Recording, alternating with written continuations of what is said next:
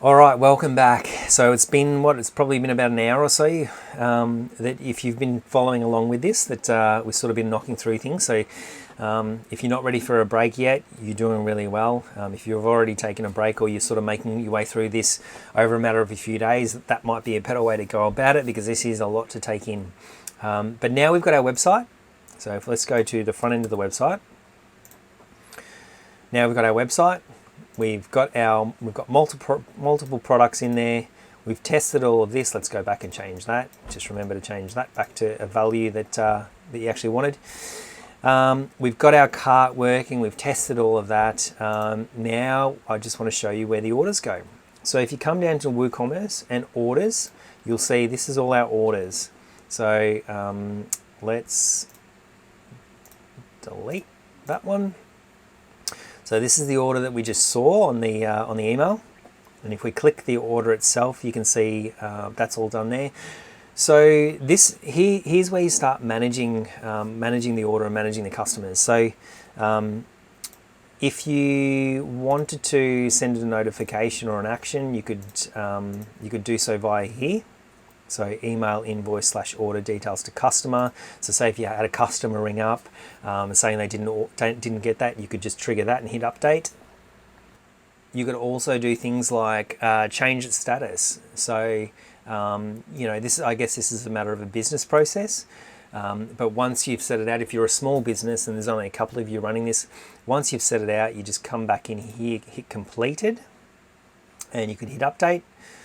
Or processing, etc. Let's hit completed, update, and you can see that's been completed. And then we're going to go across into our emails now. And remember, it was this email address that we used when we were acting as the customer. And then bang, because we've just hit completed, we've sent the invoice to the customer, and the customer's also received, we finished processing your order. So they know it's on the way now.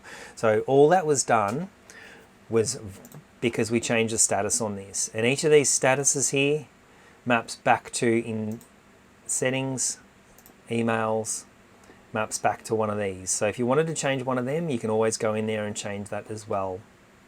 I'm going to go back to the orders. So if I go back to the top level of the orders, you can also now see that this was completed. So if you had a few different orders in here, you would see the different statuses as completed, processing, or order placed. So you'll know which is done and which is not done. So if there's multiple people in here managing these orders, it's really easy to see what's been done and what hasn't been done. I won't make this a tutorial about how to manage orders in WooCommerce because that could get really complicated and detailed really fast. This is more about just getting your website up and getting it started. That's the basics of changing the statuses in the back end, and I guess it's the business processes that actually run on top of or outside or offline to WooCommerce and WordPress that are important to have a think about on your side now. So how your staff manage those orders when the takeaway truck goes out the door. What status are you going to change that to?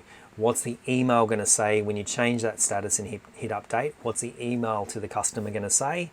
We're on our way, or whatever it might be. They're business processes that you need to have a think about on your side. So that's it for managing orders. And let's jump into the next step.